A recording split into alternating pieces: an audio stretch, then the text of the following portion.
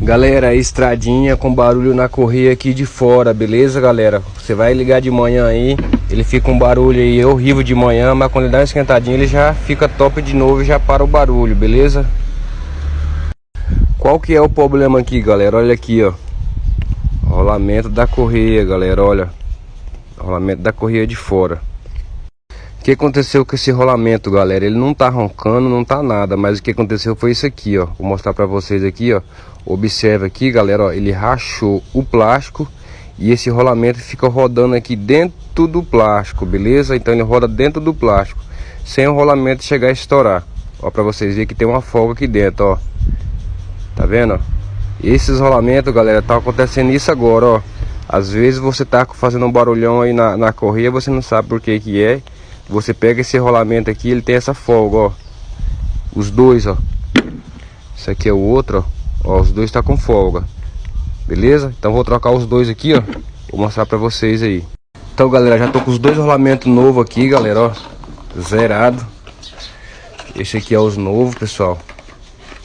Se for trocar esse aqui, galera, preferência bote uma marca boa, ó. Observa pra vocês verem, ó.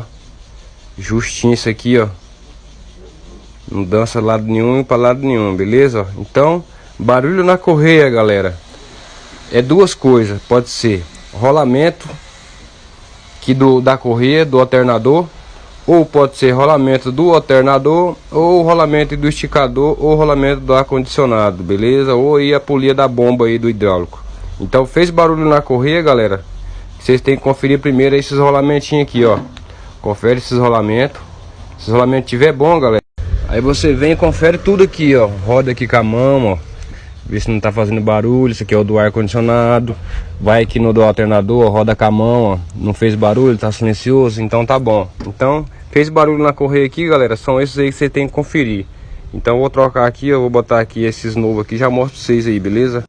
Então, galera, finalizado aqui, correia já no lugar. Aqui tá os dois rolamentos que eu troquei, galera. O que eu vou fazer? Agora eu vou funcionar ele, né, galera? Ver se parou aquele barulhão chato. Então, galerinha, funcionei ele aqui, eu vou ligar tudo, vou ligar o ar, vou ligar tudo aí que tem direito aí pra correia pesar, pra gente ver se vai fazer o barulho lá de novo, viu, galera? Vamos ver lá.